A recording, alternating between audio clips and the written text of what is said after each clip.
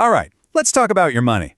We're going to tackle two little words that make a huge difference to your paycheck but can be super confusing: exemptions and deductions. Today, we're going to demystify them for good. So to really get into this, let's start with a question. And I'm pretty sure this is something that's bugged every single one of us at some point. Right? It's that classic puzzle.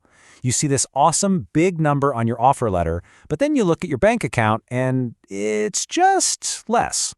Well, the reason for that gap? It all comes down to these two key ideas that shape how your income gets taxed. And yep, you guessed it, exemptions and deductions. Now, they sound kind of the same, don't they? But trust me, in the tax world, they are worlds apart. So what's the real crucial difference between them? Okay, this is where it gets crystal clear. Think of it like this. An exemption means some of your money is just kept out. It's never even part of the taxable total to begin with.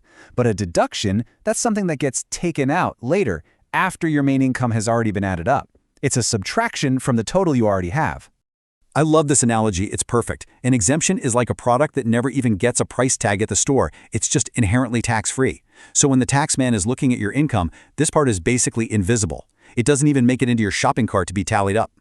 And then you've got deductions. Here, the item is in your cart, it's counted as part of your total income, but then you pull out a coupon at the checkout. That coupon reduces the final amount you have to pay. And these coupons are all those things you hear about: investments, insurance, home loan interest, that kind of stuff. Okay, so we know what they are, but how does this all work when your tax is actually calculated? Well, here's the thing. The order you do it in is everything. It's a really clear step-by-step process. First, you lump all your income together. Then, step 1, before anything else, you take away the exempt stuff. What you have left is your gross total income. Then, and only then, do you start subtracting your deductions. And boom, that's your final taxable income.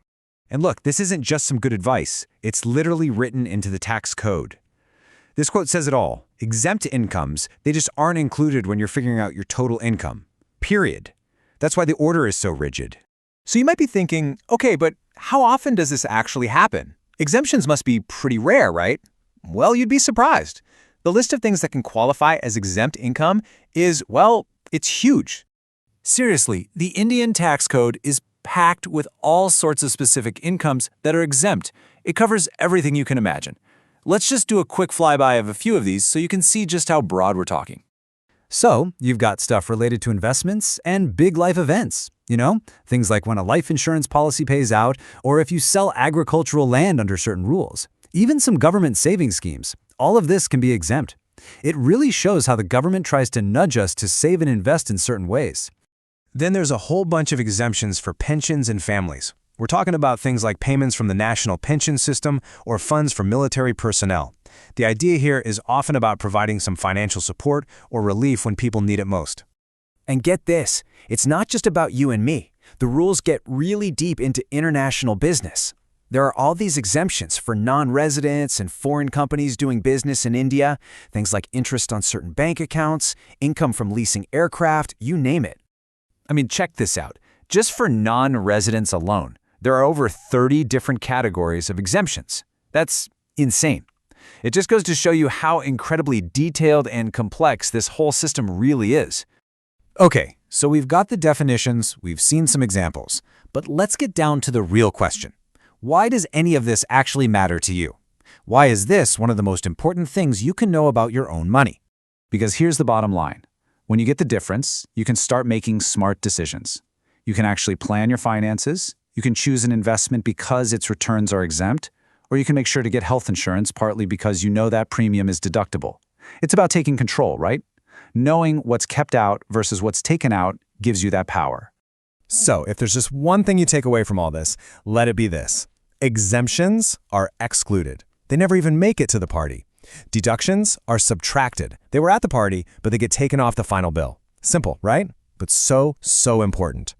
So now you know. You've got the key to start decoding your own payslip.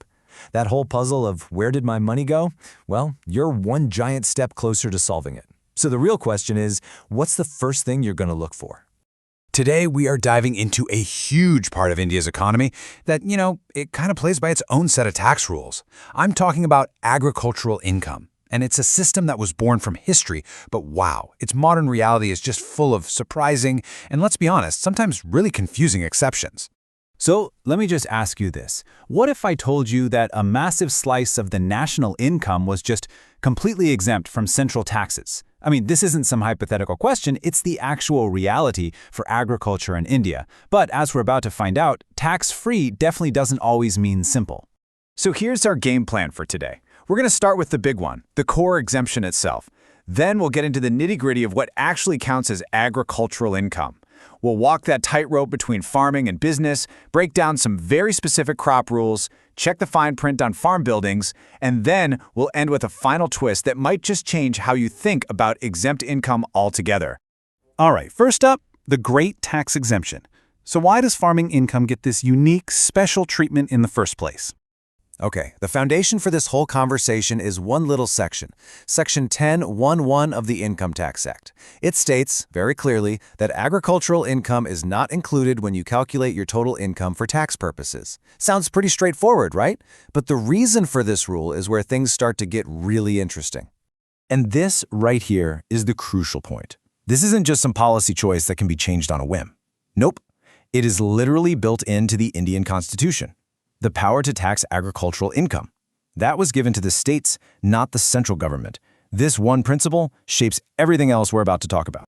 So, if it's tax-free, the most important question obviously becomes, what in the world is agricultural income? Because believe me, the definition is a whole lot broader than you might think. So according to the law, Section 2(1)(a) to be exact, it's any income that comes from land that is located in India and is used for agricultural purposes. And notice, it covers both the people who are actually out there farming the land and the landowners who might just be renting it out. You don't actually have to own the land to earn this type of income. The law basically breaks this down into three main buckets.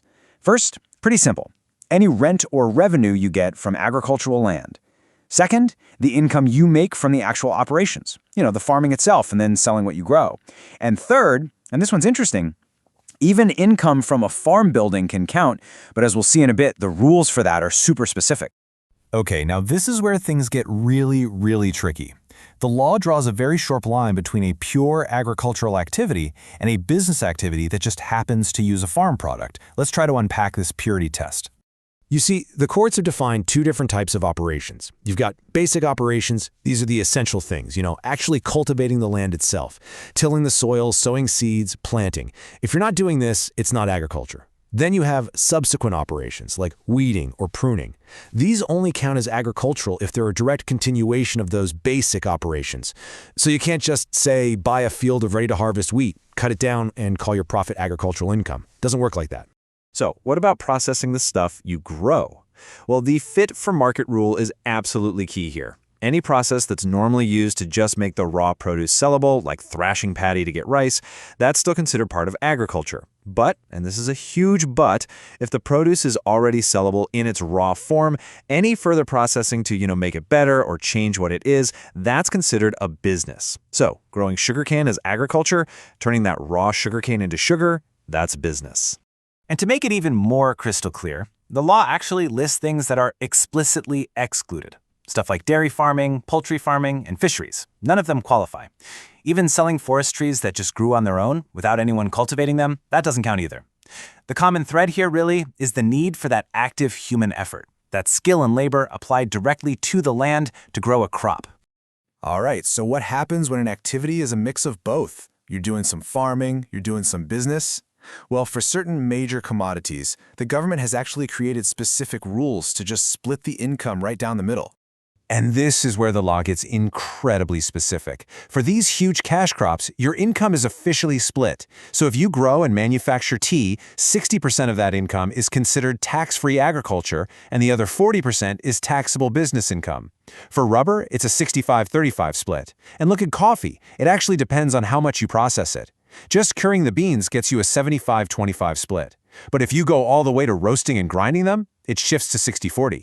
It's just a brilliant illustration of how the law separates the raw growing from the value-added manufacturing. Okay, let's switch gears and talk about the buildings on the farm. Because even the income you might get from a farmhouse or a storage shed can be considered agricultural, but only if it meets a really strict set of conditions. So, for a farm building's income to count, you have to tick these boxes. 1. The building has to be on or immediately next to the agricultural land. 2. The farmer has to be using it as their home, a storehouse, or for something directly related to their farming operations. And 3, and this is the big one, the land cannot be in what the government defines as an urban area. This urban area rule is a major exception. If your farmland happens to fall within the limits of a town with a population of 10,000 or more, or even just close to it, then any income from buildings on that land is not considered agricultural. And what's more, any profit you make from selling that urban agricultural land is treated as a taxable capital gain, not tax-free agricultural income. So we've established pretty clearly that agricultural income is exempt from central tax. But now it is time for the final and I think the most surprising twist in this whole story. This exempt income can actually increase the amount of tax you pay on your other income. The concept is called partial integration, and honestly, it's a really clever workaround in the tax code.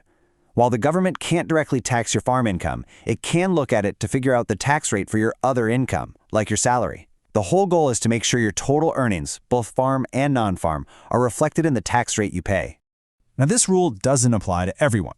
It only kicks in for individuals and a few other groups, and only if 2 specific conditions are met.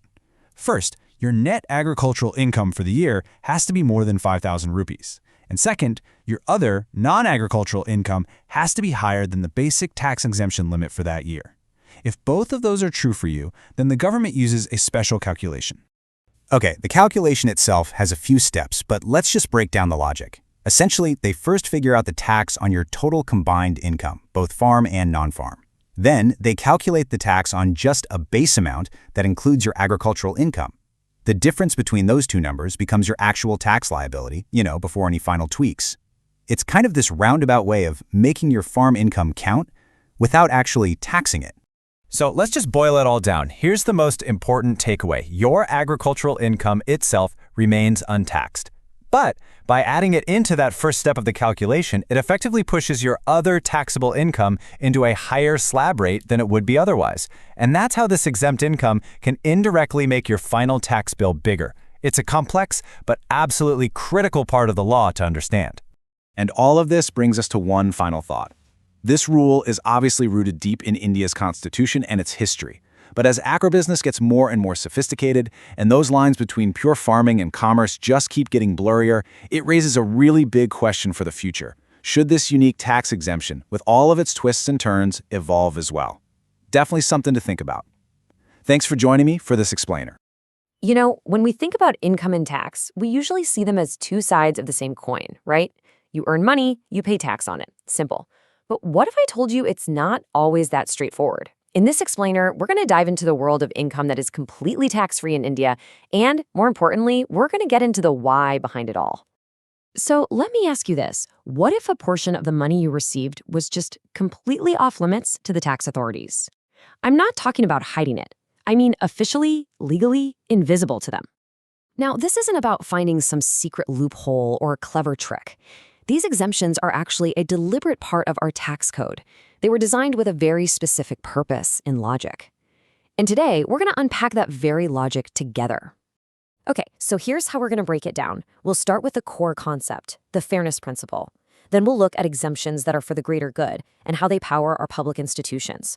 We'll even have some fun with a few surprising exemptions, and then we'll wrap it all up to see what it all means. Let's get into it. First up, our first big idea is all about fairness. You see, at its heart, the tax system really tries to avoid a situation where the exact same income gets taxed more than once as it moves from, say, a business to a person. That's called double taxation, and it's a huge no-no in tax policy. Think about it like this. If a bakery makes a profit on a pizza and pays tax on it, should you have to pay tax again on your slice? The law basically says no. That income has been taxed once, right at the source, and that's enough. And this slide, it lays it out perfectly. Take a look. On the left, we've got the Hindu Undivided Family, or HUF, which is a unique kind of family-based legal entity in India. On the right, a standard partnership firm. Now, in both of these cases, the entity itself, the HUF or the firm, gets taxed on its income. So when a family member or a partner gets their share of that income, it's totally exempt for them. The logic is crystal clear. That money was already taxed. Period. All right, let's move on to our next theme. Beyond just being fair, tax exemptions are actually one of the government's most powerful tools.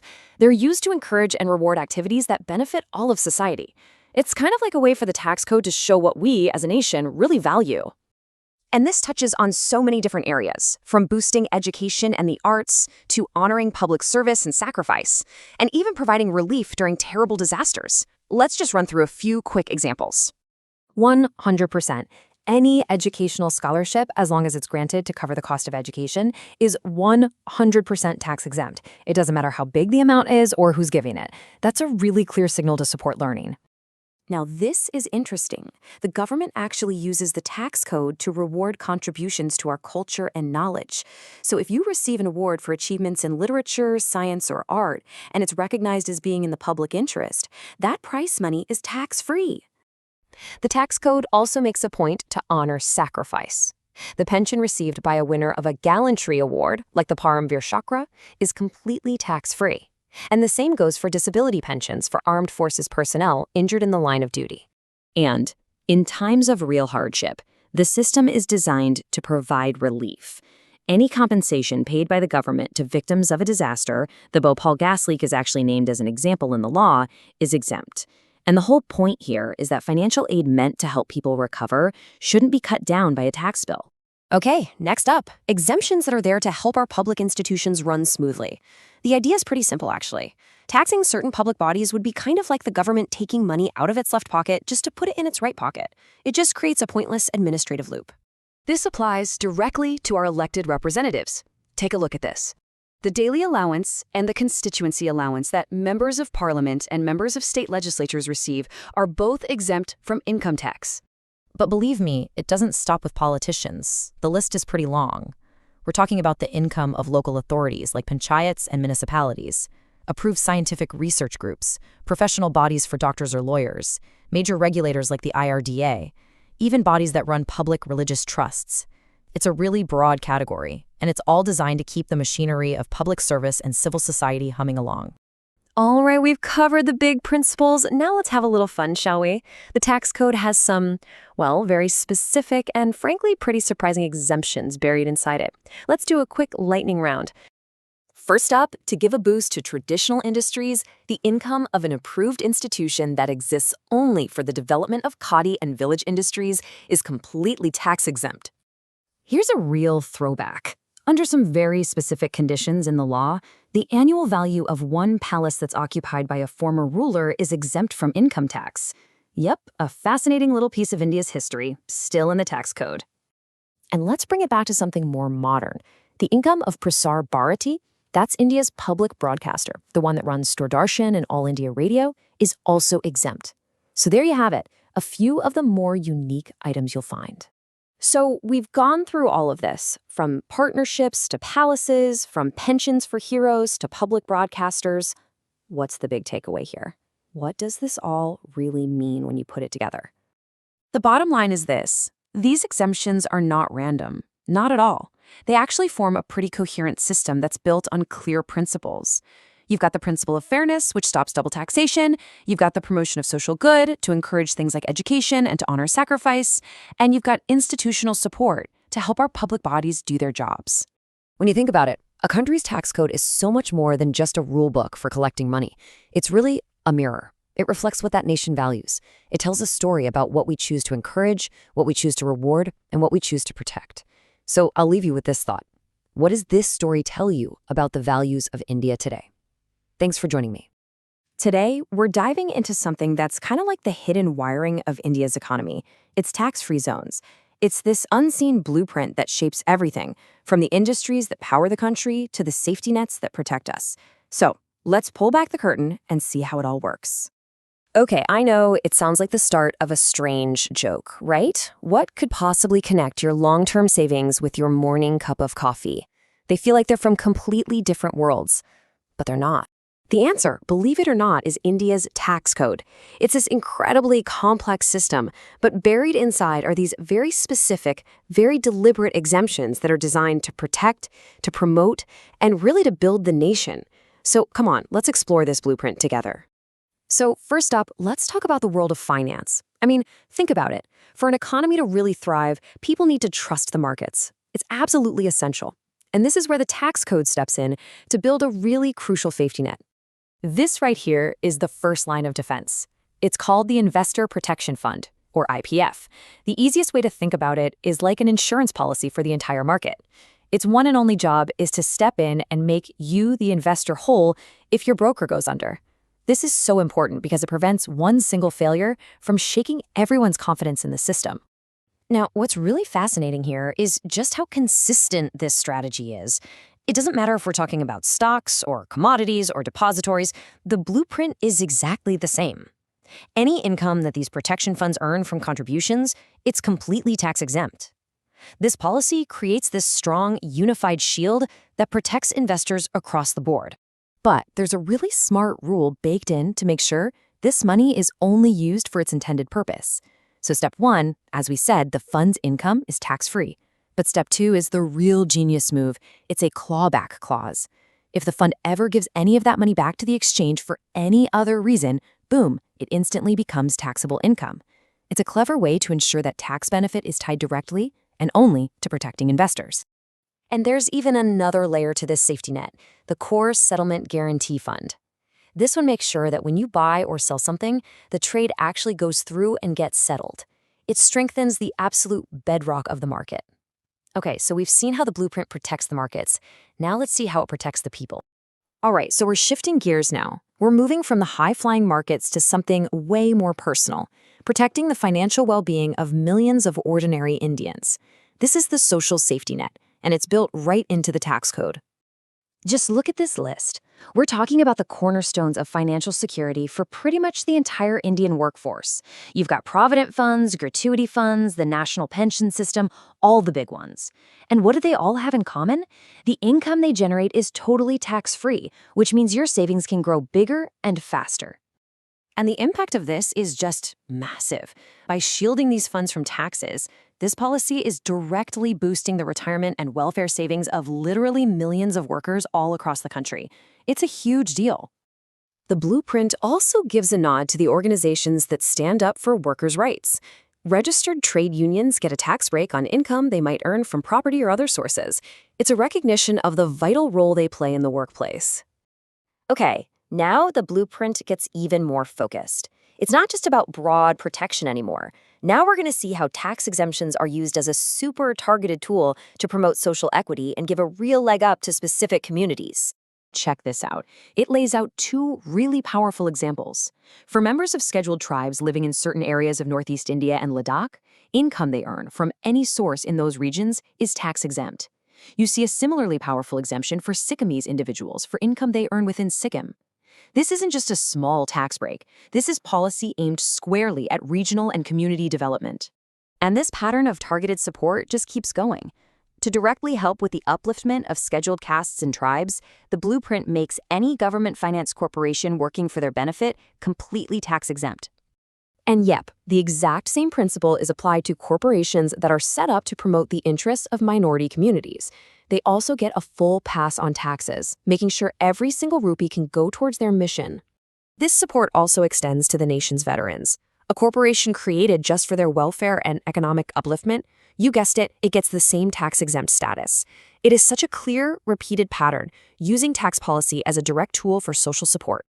Okay, for our final piece of the puzzle, let's see how this tax blueprint is used as a strategic lever. It's all about fueling economic growth by boosting key industries, all the way from the farm to the power plant. So remember that cup of coffee from the very beginning? Well, here's where it comes back into the picture. The income of the coffee board, along with the tea board, the rubber board, the spices board, and all these others, is completely tax-exempt. This gives vital support to the entire agricultural backbone of the country. And this support doesn't just stop at the top. It flows right down to the growers themselves. Any subsidies they get from these boards to, say, replant or rejuvenate their crops, that's tax-free too. It's a great way to encourage modernization and keep this vital sector healthy. And the blueprint also targets other really strategic areas. To attract big money for roads and bridges, the income of infrastructure debt funds is exempt. And to make sure the country has a rainy day fund for energy, the income of the Indian Strategic Petroleum Reserves, the folks managing our emergency crude oil, is also shielded from tax. So when you take a step back and look at the whole thing, it's really something else. This unseen blueprint is truly everywhere.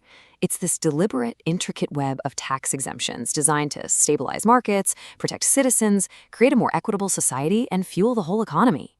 It's obviously an incredibly powerful tool for building a nation, but it leaves us with a really critical question we have to think about. Every single rupee of tax that's exempted for one purpose has to be made up for somewhere else, or it means a service that doesn't get funded. So the big question is, have we got the balance right? That's the billion-dollar question at the very heart of this blueprint. All right, let's dive into a really important and sometimes confusing part of India's Income Tax Act, Section 14A. This whole thing is about a very specific question that comes up with expenses and tax-free income. And, getting a handle on it is pretty crucial if you're an investor. So let's break it down. So it all boils down to this one simple, almost riddle-like question. If you spend money to earn income that's completely tax-free, should you be allowed to then take those expenses and deduct them from your other income, the stuff you do pay tax on? It feels like a bit of a loophole, right? Well, this is the exact puzzle that Section 14A was created to solve. At its heart, this is really about making the tax code fair. The principle is simple. You can't have it both ways. You can't enjoy that sweet tax-free income on one side and then turn around and use the cost of earning it to get a tax break on the other side. It just wouldn't be a level playing field. Now, to really get this, we've got to be on the same page about what exempt income actually is. In the simplest terms, it's any income that, according to Chapter 3 of the Act, is just not part of your total taxable income. Think about things like agricultural income or certain types of dividends. They're just off the table for tax purposes from the get-go. And that's where Section 14A steps in. It lays down a super clear rule. Any money you spend that's connected to earning that tax-free income, sorry, it is not allowed as a deduction. It's like there's a wall built around it, keeping it totally separate from your other tax calculations. Of course, that leads to the next big question, right? It's one thing to say you can't deduct it. But how does an assessing officer figure out the exact amount to disallow? How do they actually put a number on it? Well, the answer has a name, Rule 8D. This is the official formula, the specific method that tax officers use to figure out the precise amount of spending that needs to be disallowed. So let's take a look under the hood. The calculation is really broken into two parts. First, you've got the direct expenses. This is the easy stuff. Any cost that is clearly and directly linked to that tax-free income gets tallied up. Then, for all the indirect costs, the fuzzy stuff, they add a standard amount. It's 1% of the annual average value of the investment itself. But here's a really important detail, a kind of safety net built right into the roll. The total amount that they can disallow can never be more than the total expenditure you actually claimed in the first place. I mean, it makes sense, right? They can't disallow money you never even said you spent. Okay, now we're getting into the trickiest part of Section 14A. This is where a lot of people get tripped up. It's the whole no income scenario. Let's make this real for a second. Imagine you bought some tax-free bonds and you had some administrative costs tied to them. But for whatever reason, those bonds didn't actually pay out any interest this year. So you had the expense, but you had zero exempt income. Does that disallowance rule still kick in? Well, the tax authorities have given a very, very clear answer on this one. A circular from the Central Board of Direct Taxes, the CBDT, states in no uncertain terms that the disallowance applies, and this is the key phrase, irrespective of whether you actually earned any income that year or not. And this really shows you the logic behind the law. You see, the law makes this really subtle but super important distinction. It's not concerned with the income of the year, which is what you actually got in your bank account. It's concerned with income under the Act, which is all about the nature of the investment. The question is this thing capable of producing tax-free income? The focus is on the potential, not the timing. So the final verdict is crystal clear. Even if your investment doesn't produce a single rupee of exempt income in a particular year, any expenses you had related to it can still be disallowed under Section 140A. But hang on, this rule isn't absolute. It doesn't apply to everything. There's a really important area where Section 14A does not apply, and it's something you definitely need to understand. This was all clarified in a key court case. You see, Section 14A is only for income that's exempt under Chapter 3. We're talking about income that isn't even included in your taxable total to begin with. It does not apply to deductions you take under Chapter 6A, like the super popular Section 80C. Those are totally different. Those deductions are taken from your total income, which is a completely different step in the process. So, we've covered the rule, the calculation, that tricky no-income scenario, and the big exception. What does this all boil down to? What are the practical takeaways for you and your finances? Let's run through a quick checklist. Number 1, always identify any costs you have that are tied to your tax-free investments.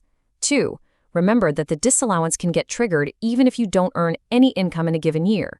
3, get familiar with that 1% formula for indirect costs. And finally, number 4, always remember that this whole thing doesn't touch your major tax-saving deductions like ADC. And that really just leaves us with one final thought to chew on. Now that you get how Section 14A works, take a look at your own finances and ask yourself, are my investment expenses structured to account for this rule? For anyone with a mix of investments, that's a really important question to answer.